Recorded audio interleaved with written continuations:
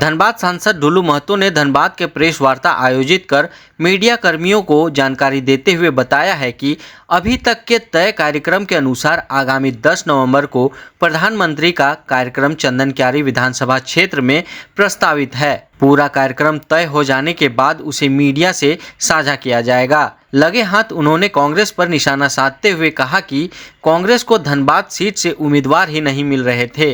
अब पता नहीं किसे अपना उम्मीदवार बनाया है, उसका नाम भी मुझे पता नहीं। तो दूसरी ओर भाजपा प्रत्याशी को धनबाद के आम लोग भी जानते और पहचानते हैं।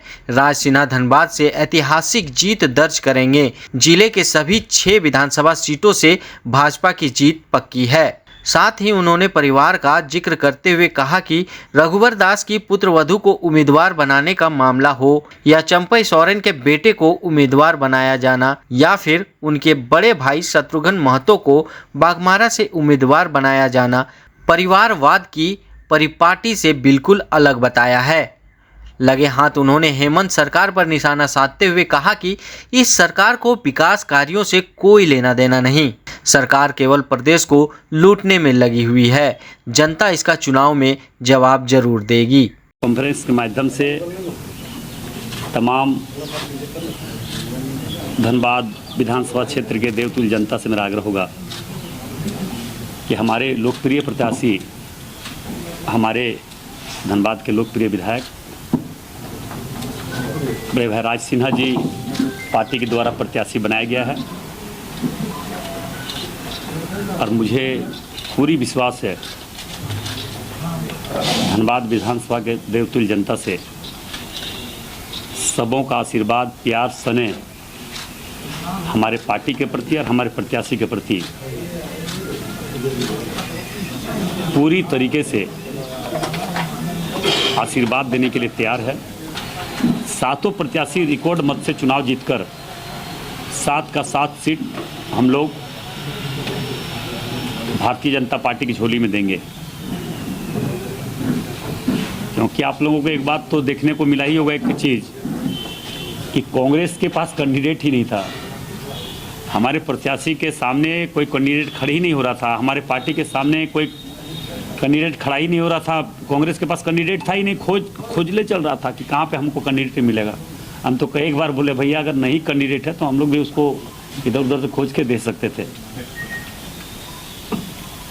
अब ऐसा प्रत्याशी जिनका भी तो हम नाम तो नहीं जानते हैं, कौन दुबे हैं, अजय दुबे जी। हम एक सांसद होने के बाद भी उनको, और हमें नहीं लगता कि धनबाद में कोई ऐसा प्रत्याशी जो कांग्रेस के द्वारा दिया गया है, अगर 10 जगह खड़े भी कर दिया जाएगा तो उनको नहीं पहचान सकता है।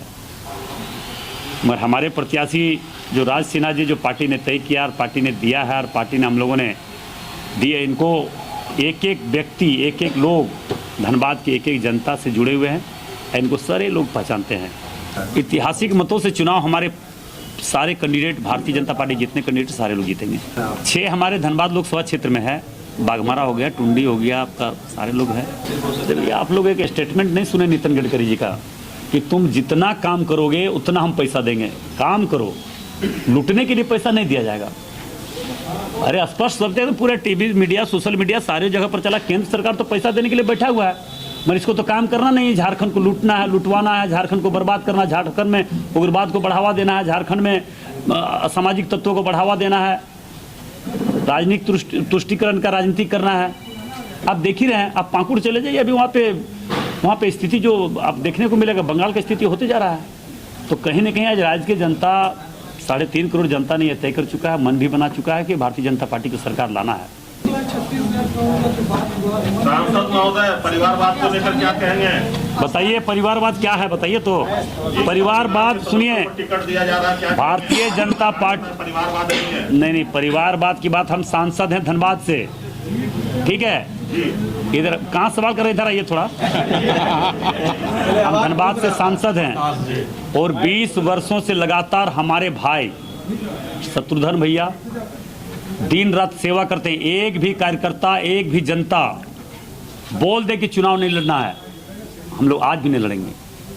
मगर सेवा करने का परिणाम है कि क्षेत्र के जनता ने और पार्टी ने निर्णय लिया है कि शत्रुघ्न महतो को ही टिकट देने से हम लोग वहाँ पे सेवा ज़्यादा कर सकते हैं जनता के बीच में।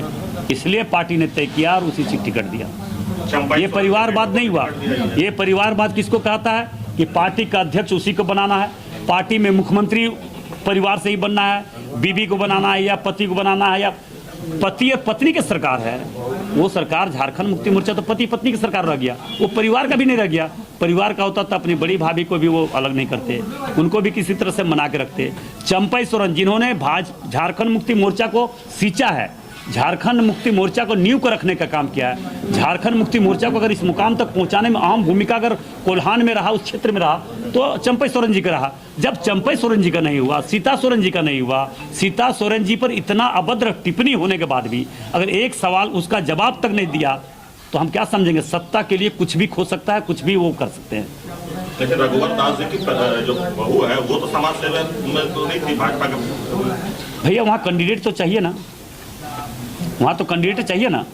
क्या कैंडिडेट नहीं होना चाहिए क्या? नहीं होना चाहिए। तो फिर वो आप ही लोग के समाज से है, पता है कि नहीं? पत्रकार के बीच से ही है, पत्रकार से पहले तो वो ज़्यादा काम करता है। आप ज़्यादा काम कर सकते हैं, आप समाज में ज़्यादा घूम रहे हैं तो ज़्यादा नहीं देखिएगा समस्या, निदान तो आप ज़्यादा बोल सकते हैं। पूर्वी सिंहभूम और पश्चिमी सिंहभूम में बढ़त नहीं बना पा रही है, नहीं, निश्चित तौर पर हम लोग चुनाव जीतेंगे, सारी जगहों पर चुनाव जीतेंगे।